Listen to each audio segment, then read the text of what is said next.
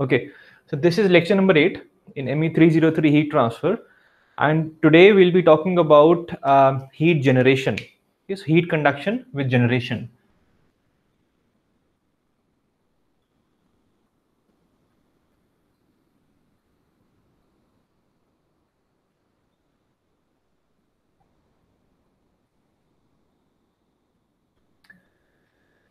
Okay, so heat conduction equation. Let me write that again, just to recall.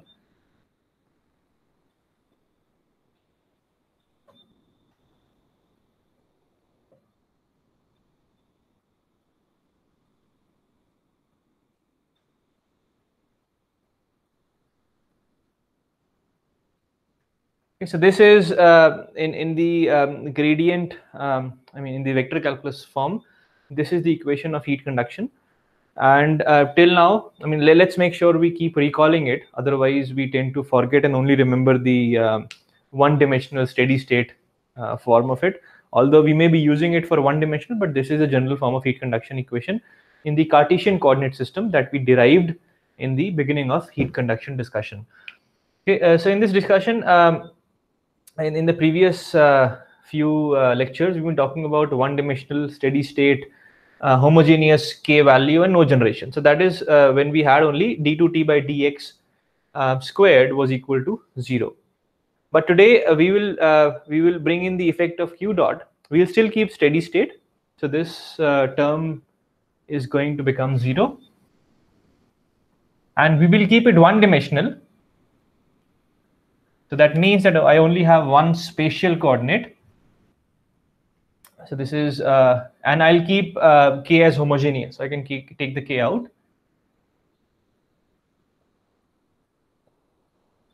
Okay, so that is the equation that we'll be discussing today. And of course, we'll be solving that mathematically and then discussing the physical aspects of it as well.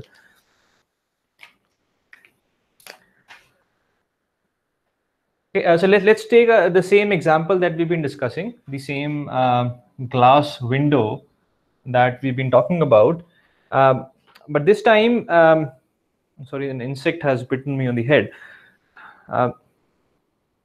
So this time we'll have some heat generation inside the wall. So let's say that we have some situation where you have a heating element. So embedded inside the glass structure, you have some sort of resistive heating element that is heating the glass from the inside. Okay, this could happen. It's a hypothetical situation, but why not? Okay, I can move this k here. So this is the equation that we want to solve, and the boundary conditions, we will take them as Dirichlet boundary condition, the same boundary conditions we've been talking about earlier as well. Dirichlet means the value of the unknown, that's the value of the temperature, is known at the boundaries of this domain. So let's take this temperature as Ts1 and this be Ts2. So there are two specified temperatures. We are controlling the temperatures on the wall, and we would want to know how the temperature distribution inside this wall is going to be. That is the job of the solution of heat conduction equation. Let's make a slight change here. So I'll just remove this resistive heating. Although there is some q dot here, but I don't need to show that to you. Let's earlier we defined this as equal to x equal to 0. This was x equal to 0. This time we'll say x equal to minus L and x equal to L. So this becomes, center becomes x equal to 0. Again, that's our choice. It's just a coordinate system. So we can choose however we want. So that's the situation that we have. Let's solve this and see what we get. So in this case, since we have this term here, so we'll see that we won't get the linear profile. So if I solve this, what I get is my t as a function of x. The first time I integrate it, I get my x here. And the second time I integrate, I get x square by 2. And then the first time I got a constant C1. So then the second time it gave me a C1x, and then we have a C2. So this is the expression for the temperature as a function of x in this domain when you have a q dot which is non-zero. If this becomes 0, we again get a linear velocity, linear temperature profile inside this glass wall. Okay, so let us substitute the boundary conditions. So the boundary conditions are T at x equals minus L is equal to Ts1. So I can substitute x equals minus L in the above expression for T. So what do we get?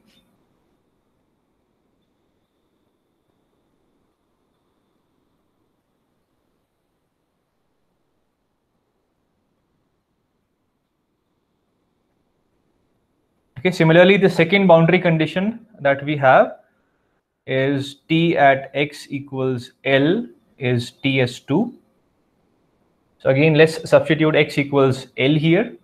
So we get again a minus q dot upon 2k plus C1L plus C2. So I'll call this number 1 and call this number 2. I hope the font size has not gone too small. Just checking that. Looks fine. Huh? So let's try to get the values of the two constants C1 and C2 using equations 1 and 2. Let me try to use the board space on the right. So if I add 1 and 2, then I will move these Ts1 and Ts2 on the right hand side. So I'll keep this on the left hand side. So what I'll see is that I will retain this term. Well, adding here, yeah. So when I add them, I get rid of C1. So what I get is I'll get a minus q dot L square by k. So this, I add them together, I get twice of this, and then I get plus twice C2. That becomes Ts1 plus Ts2. So my font size is going small here, but it's nothing critical. I'm just adding 1 and 2. Okay, so this gives me the value of C2. So C2 becomes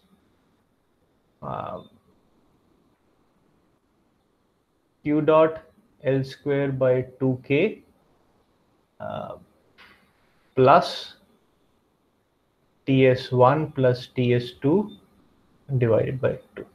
Okay, I tend to make mistakes while doing calculations on board. So in case I make a mistake, do prompt me. Huh? Don't let me continue with those mistakes. Okay, so that's given us the value of C2. And if I subtract 2 from 1, well, let's subtract 1. It doesn't matter. Huh? Let's subtract 2 from 1. So if I do a 1 minus 2,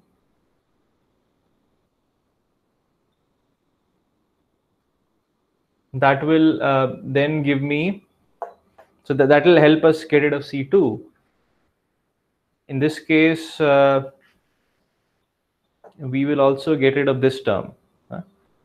So we will end up getting minus C1L minus C1L. So that gives us minus twice C1L.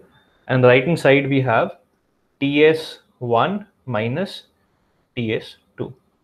So that gives us C1 as Ts2 minus Ts1 upon 2L.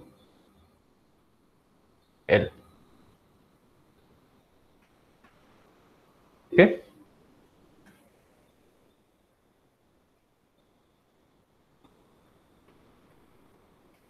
There's a question about CP and CV. I'll come to that later. Huh? This is not relevant to this discussion, but I'll address that towards the end of this lecture. So we simply substitute C1 and C2, and what we'll see is I'll write the final expression. I'm just massaging it a bit. let's use, well, let's write it here because we don't need this work again. So we need the final expression.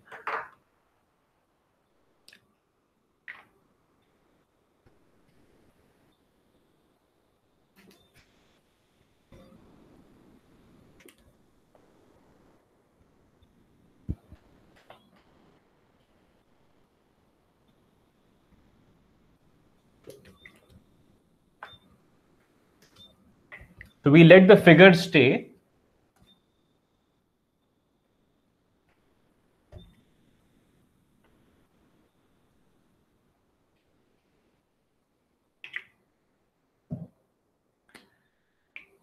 So the expression for, in this case, temperature is a function of x, will be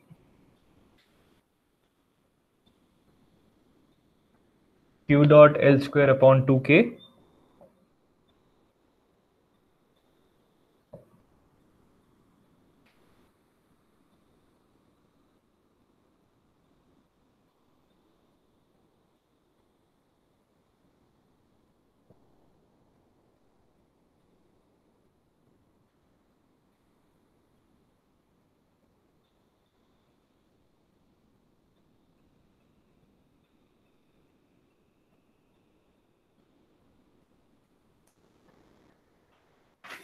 Okay, so we have this term, then we have a linear in x, and then we have a constant term. And well, this times 1 also gives us a constant term.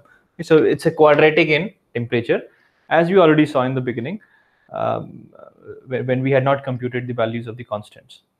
Okay. So nothing unexpected here. Now,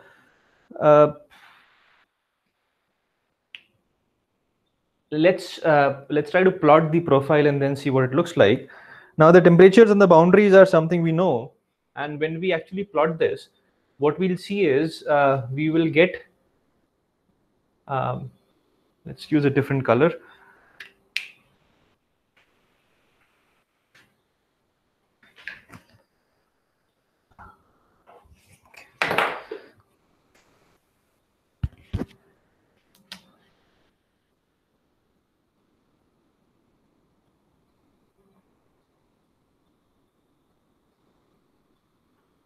Okay, so it's a parabola peaking somewhere here.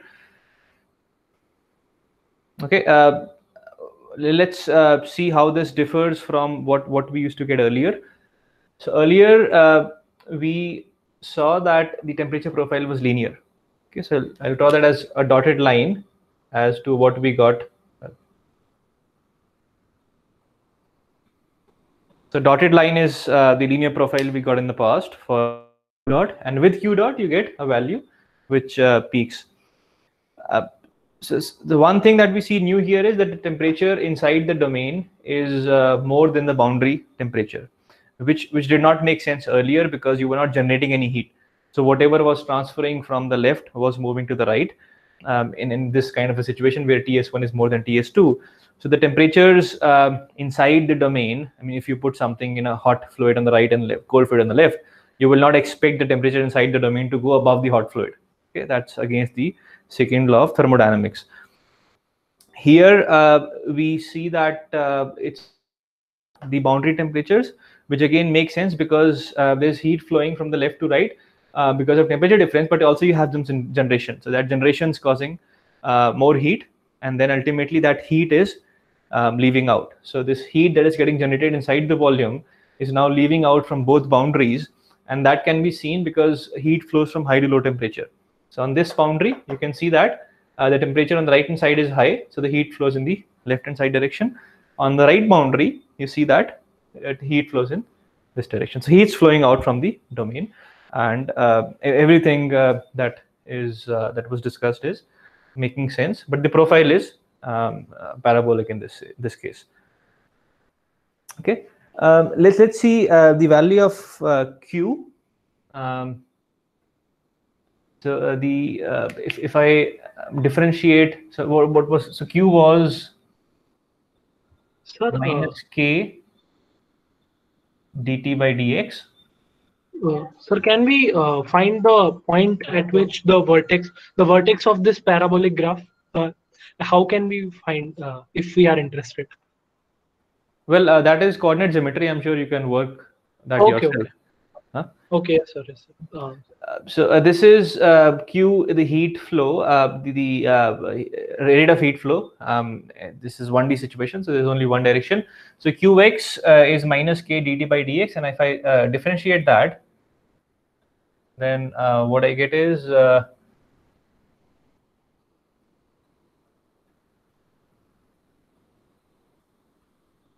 so this one becomes a 0. This one becomes a 2x upon L square. So this L square is gone, and this 2x simply leaves an x. This 2 is gone as well, and then this rightmost term is gone again. It's a constant, and then we have plus ts2 minus ts1 upon 2. Okay. So again, we see that q, the let's call it qx because it's in the x direction, although it's one dimensional. So we see that qx is a function of x now. Sir? Yes. So there will be a negative sign in front of the first term. Yes, yes. Thank you. Thanks for that. Right. So what we see here is that this qx is a function of x now. Okay, unlike what we got earlier in that when we did not have any q dot. Okay, so let's compare that again to this situation. In this case, well, earlier what we saw was when we did not have a q dot, we said that whatever enters leaves. Okay, and you take any cross section, the whatever's entering is the one that is passing through that cross section in terms of q dot. So in terms of rate of heat flow, that is q. But now it is not the case, because as you change your x value, you will see that the q value also changes, which makes sense because now the heat is getting generated. Okay, so what's entering on the left hand side may not be equal to what's leaving. You will have different values because something gets added to it on the way. Okay, so again, it's intuitive, but I just thought that I will discuss these ideas because sometimes again, when we after a couple of months, when you try to summarize things, you may just remember the 1D situation without q dot, and this may be confusing. Okay, so just remember that, and that is only for the case, well, the q value is always the same. That's only for the case when there's no q dot. But when you generate things, then the value of the q value will change with different x values. And also, sir, there will be an L in the denominator of the second term. Oh yes, yes, thanks. Thank you. Sometimes I'm in a hurry. I leave these terms, but I may use it later and make a mistake. Thanks. Okay, so let's keep this solution with us, but now slightly change the boundary conditions and then analyze that situation as well. So that's another situation. So situation number 2. This time we will analyze a situation where the boundary temperatures are the same on both sides.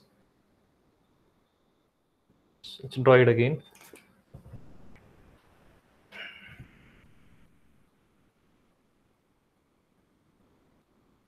Okay, that's again quite possible. You have a slab which has some heat being generated inside it, and you would want to lose that heat maybe as quickly as possible.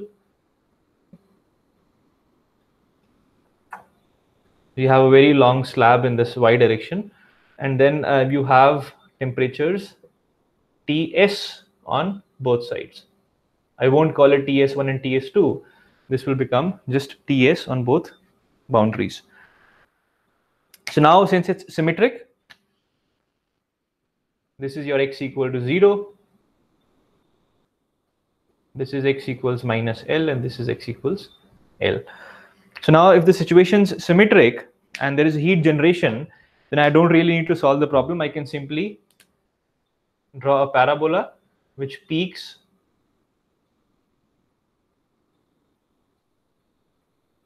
here. So the profile is symmetric about my x equal to 0 plane. Okay. Now I will simply make changes in the profile here, the expression here, just for simplicity. But just remember that the changes I'm making is only true for this particular situation. So firstly, in this case, my TS1 and TS2 are the same, so this term becomes 0.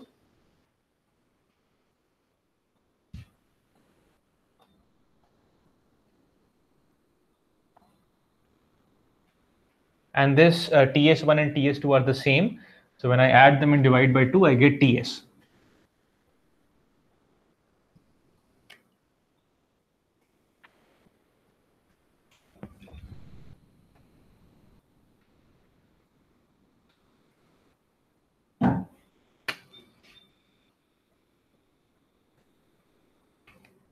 Okay, so that's what is left here.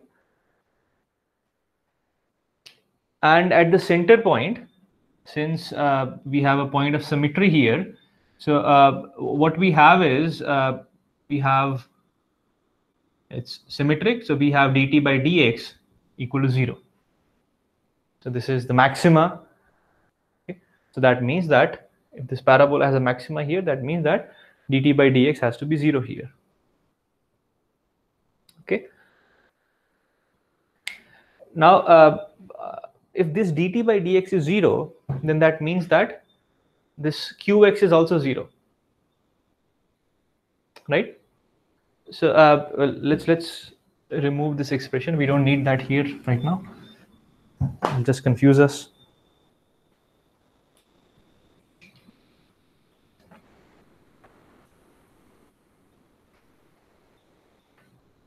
So if my dt by dx is 0, then qx is 0. That means there's no heat flowing, which again intuitively makes sense, because if you have heat generation inside this bar, which is symmetric in the sense of the boundary conditions, then whatever heat getting generated inside the right hand side portion leaves from the right hand side, and whatever generating on the left hand side leaves from the left hand side. Okay? Why should the heat on the left go to the right and vice versa? Right? So what that means is that there is no heat flow on this center plane. Okay. So this central plane actually becomes this x equal to 0 plane is adiabatic. No heat exchange. So although we did not enforce that condition here, but that condition came out as a hypothetical boundary condition. So what you could do was, if you were interested in computing the profile, instead of applying these two conditions, Ts on both sides, you could have gone to your initial equation solution where you had two constants, and you could have applied a condition on the right hand side as Ts, Dirichlet condition. On the center of the plane, you could have applied a homogeneous Neumann condition, that is dt by dx equal to 0. Even then, you would have got the this profile that you had that you were interested in. Okay. So the takeaway here is that in this situation, the central plane acts as an adiabatic surface. Again, very intuitive, but worth discussing, because it becomes quite useful when we solve problems on bigger symmetric domains using numerical techniques. So we may end up wasting a lot of computational resource if you're using computational techniques. If by taking the complete domain, we may just choose half of it and use the adiabatic boundary condition on the center plane. Any questions?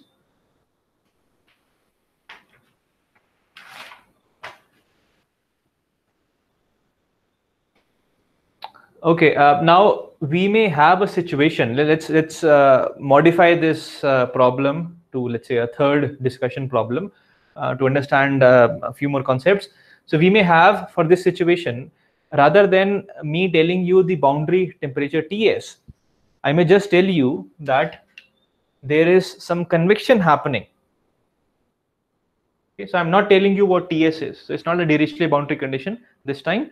It's a Robin boundary condition.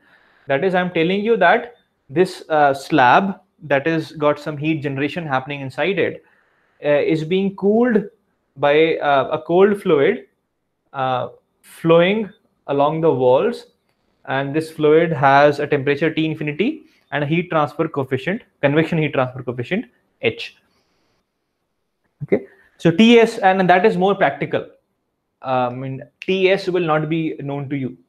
If you take a block that you're heating, that's getting heated from the inside, all you would know is that I'm blowing air at 0 degrees centigrade. So air is blowing across lots of ice, so that the air that contacts the surface is at 0 degrees, and I can estimate my H value depending on some charts and tables given to me for forced convection situation. So this H and T infinity are more practical, more practically estimated than Ts for this situation. And it's happening on both sides. Okay, it's again symmetric. So if that was the situation, then how would you get the constants? Because ultimately all we want is the temperature profile inside this domain. The temperature profile will still look the same. It's not changing. It's just that I do not know the value Ts. Okay? So if the value Ts was known, I get this expression. But now the Ts is not known. Okay? So let us see what boundary condition do we have on the right hand side.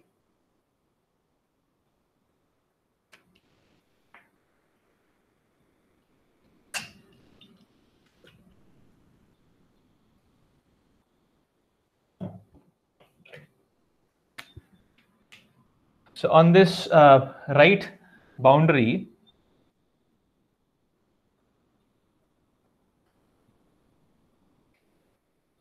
so whatever heat entering the this control surface that I'm drawing, so this is called Q conduction, and that leaves as Q convection. Okay, so that means that Q conduction on this control surface is equal to Q convection, because this control surface is again a very thin surface, and it's a surface, it cannot hold any energy. So whatever enters has to leave. So Q conduction in this case is minus K dt by dx at x equals L, and Q convection is T surface, which is of course not known, but there is some T surface. It's steady state situation, so T surface has stabilized, minus T infinity times H, the heat transfer coefficient. So that's your well, that's right. I'm not writing the area, so it's a flux. So minus K dt by dx at x equals L is H times Ts minus T infinity.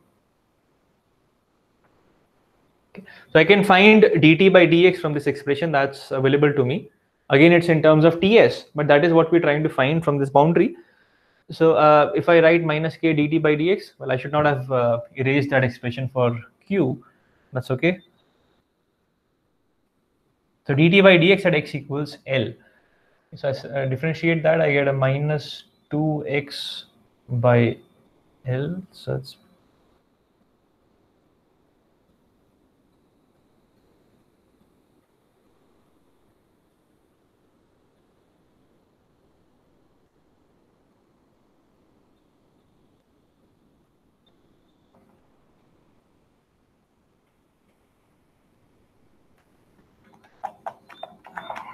let's write everything. If I do it in my head, this becomes Q dot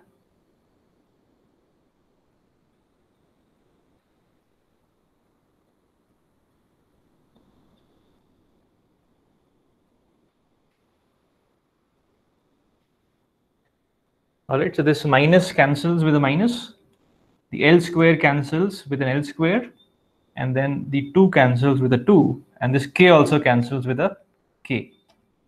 So what we have is Q dot times, well, x is equal to L on this boundary, so we have Q dot times L. So that is what is left of this conduction flux. So I hope this is clear. So this Q dot times L is what is left of this left hand side, and the right hand side is H times Ts minus T infinity. Okay, now Q dot is known. I mean, in this problem, I should know what the heat generation, what's the amount of heat generation per unit volume. L is known, H is known, and T infinity is known. So I can use this and I can calculate Ts as Q dot L by H plus T infinity. Okay, so I can substitute this expression here, and that gives me the expression for my T as a function of X in terms of T infinity and H now. And that is exactly what I wanted.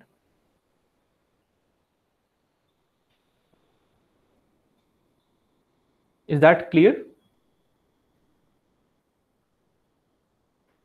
Okay, mathematically things may be quite straightforward, but we have to look beyond this, these equations, and try to understand through these different situations, get an intuition of the application of heat transfer. Because we are engineers, we have to solve problems, so we should be able to understand the concepts and ideas, not just remember the equation and then solve it from step one.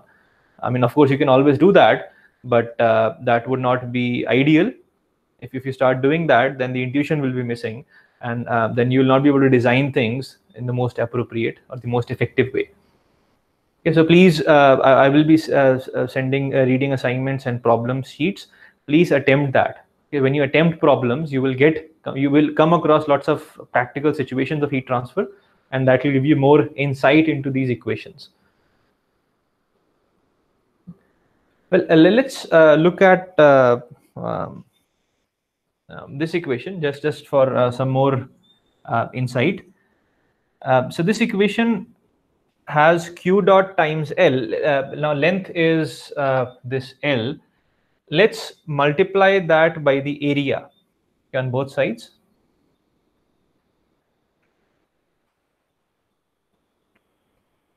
Okay.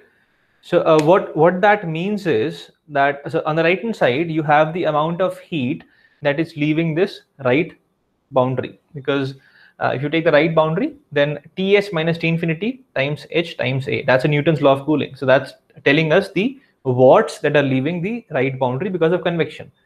Now whatever is leaving from the right boundary is whatever is getting generated in the right half of the slab or the volume, and that is what we discussed in the beginning, because this is adiabatic. So whatever is getting generated in this right half is what is leaving, and that is what this equation is telling us. So the amount of heat that's getting generated in the right half of the slab is Q dot times the volume, and the volume on the right half is L times the cross section area. So again, it confirms our understanding or the intuition that this right half generation is what leaves as convection from the boundary.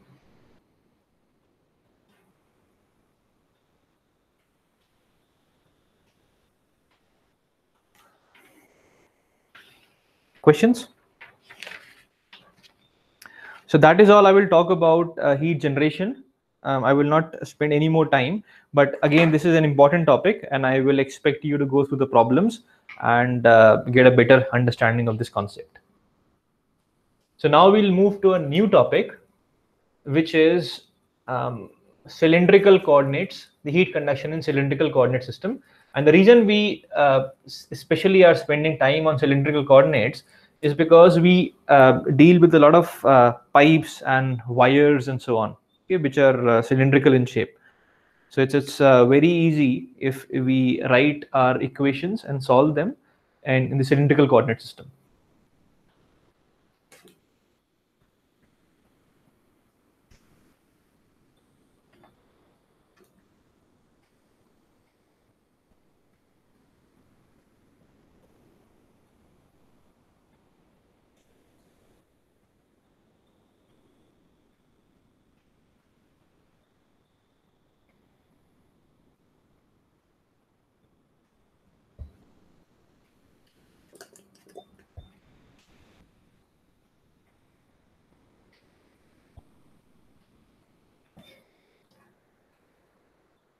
So before we write the heat equation in the cylindrical coordinate system, let's quick recall of cylindrical coordinates in general.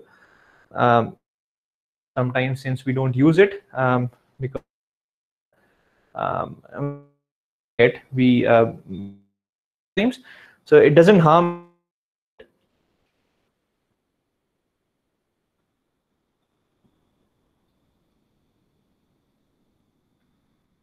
I'll call it recall, because you have studied vector calculus in either electrodynamics or some other course on physics.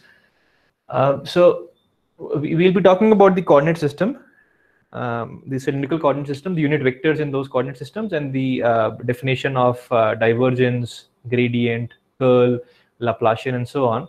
So you don't need to remember those expressions. You will be able to derive them from the basic idea. So I'll be talking about what the definition of gradient in cylindrical coordinates or in general coordinate systems are. Okay, so this is a recall. I mean, you may already have done that. You have a cylindrical coordinate system. So we tend to write, let's just take temperature. So temperature we write in terms of r, phi, and z. So r is the radial coordinate system, well, the radial coordinate. So r is the distance from the central axis. Phi, well, if I look from the top, so let's draw the x, y, z plane as well. That will be easier because we'll be going from one to the other. So we have x, y, and z, and then we are trying to find the r, theta, and y as well. So r is the center, distance from the center. If I look from the top, then I see x and y coordinates. So I'm looking from the top now. Well, this is z. So z stays the same in both coordinate systems. If I look from the top, then I may have the point. So this is my point P that I'm considering. So my point P here. So point P is at a distance of r from the center, and then it is making an angle of phi from my x-axis. So that's how we define this r, distance from the center axis, phi, the angle the radial vector makes from the x direction, x coordinate, x direction, and then we have the z as the same in Cartesian. Okay, and then we have to go from one to the other. So we know that r square is given as x square plus y square. So r is square root of this. Okay. Then I know that tan phi is y upon x. You can see that tan phi is y upon x. So I can write my phi as tan inverse of that, and then z is equal to z. So no need to worry about that. Okay, and I can also write my x in terms of r and phi. So I can write my x as x. So if I was writing the coordinates of P in terms of x, y, and z, then I could write the x coordinate of my point P as r. So this is the x. So I draw here. So this was r cos phi. So I'm using the same x for directions as well as the coordinates of the point P. So we'll call it P in terms of r, phi, and z. So if I was writing P in terms of x, y, and z, then the x in that case would be r cos phi, and the y would be r sin phi. Okay. Next is the unit vectors. That's sometimes a bit more tricky for people. So like we had x, y, and z unit vectors, or I, j, and k, as you call it. So we had I, j, and k as unit vectors in the Cartesian coordinates. We'll call it ER, E phi, and let's call it k in the cylindrical coordinates. So let's see how we can write ER and E phi in terms of my I, j, and k. So I have to go from I, j, k Cartesian to cylindrical. So I would want to find my ER. So how do we do that? So ER, first we need to understand what's the direction of that. So ER is always pointed radially outwards. So the direction, it's a unit vector and it's pointing outwards. So the direction of ER is something like this. Okay, so that's out from the, so this is point O. So that's my direction of ER. So I can write my ER as this unit vector times cos phi. So this becomes cos phi along I cap plus sin phi along j cap. Okay. It's unit vector. So I can write 1 cos phi and 1 sin phi. So I get the x and y coordinates. So cos phi and sin phi. Similarly, E phi. So let's see how E phi, the direction of E phi. So E phi is perpendicular to ER in this plane. It looks like this.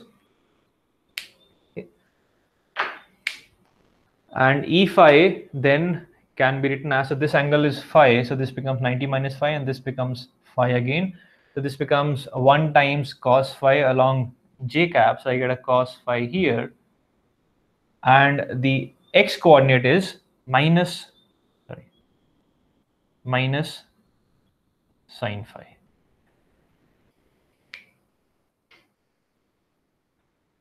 Okay, so these are my ER and E phi coordinates. Unit vectors. I won't write EZ because that's the same as k cap. And then I'll also try to understand what is the what is my if I change my phi, because that's again something we encounter a lot. So if my this point P is rotating in this plane, so if it was rotating, if the phi was changing, so if I slightly change my phi, that is this coordinate, this angle, then what will be, how will my ER change? What I mean to say is, what is del ER by del phi?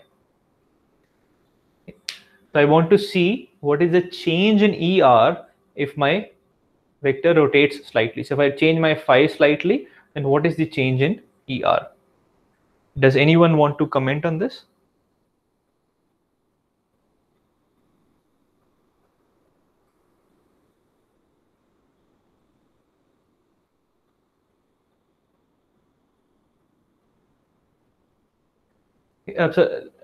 You will have to go to your first year physics again. So if you rotate this, then what happens is the new this is R, so we will have an R plus dr. Well, sorry, the new R vector is like this. It's exaggerated. So this ER will be in this direction. So what will happen is that my change that I see, so this is my old ER, the first one, and this is my new ER.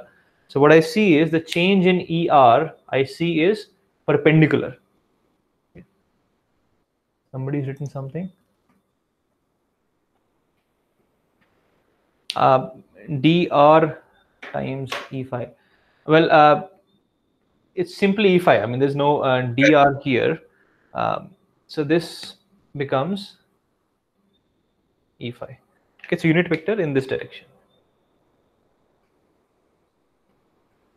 Okay. Del by del phi of E phi. So again, my things are rotating. So if my system's rotating again, so if my E phi rotates slightly, then the change in E phi is along the radial direction, but against it. This becomes minus ER.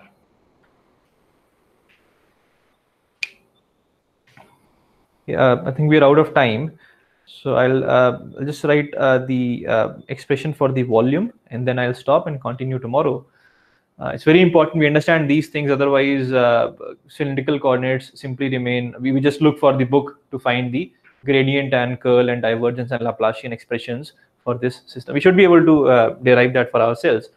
Okay, So these are important relations that we'll be using. You can again try to derive that yourself using your physics, first year physics.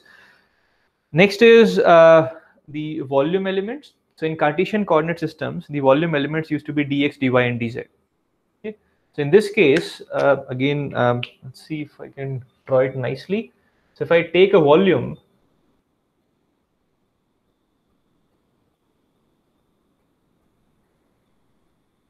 something like this.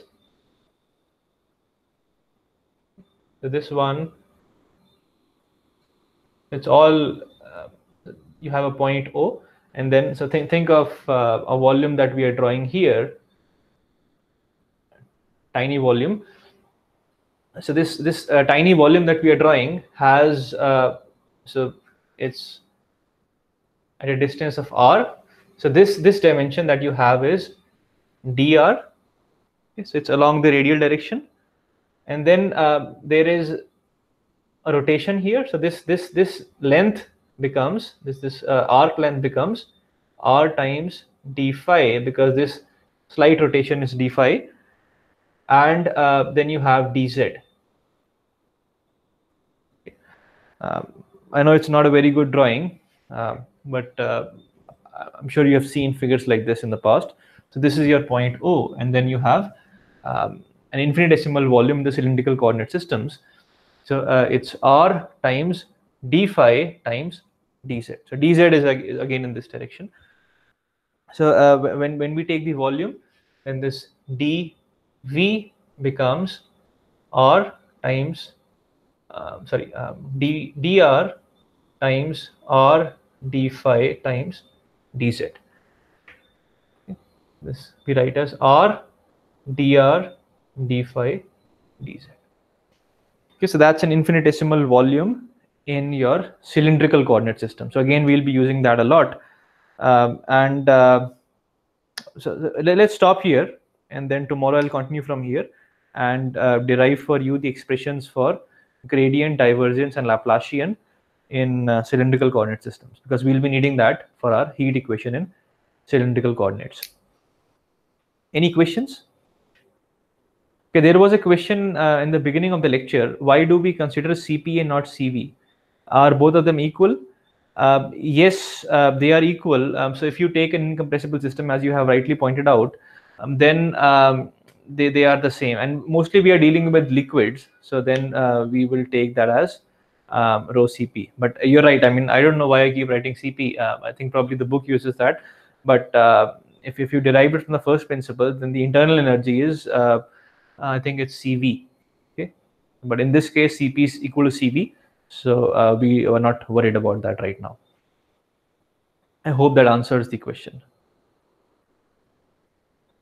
Okay, so if there's no other question, then we'll stop here, and I'll see you tomorrow during our regular lecture hours.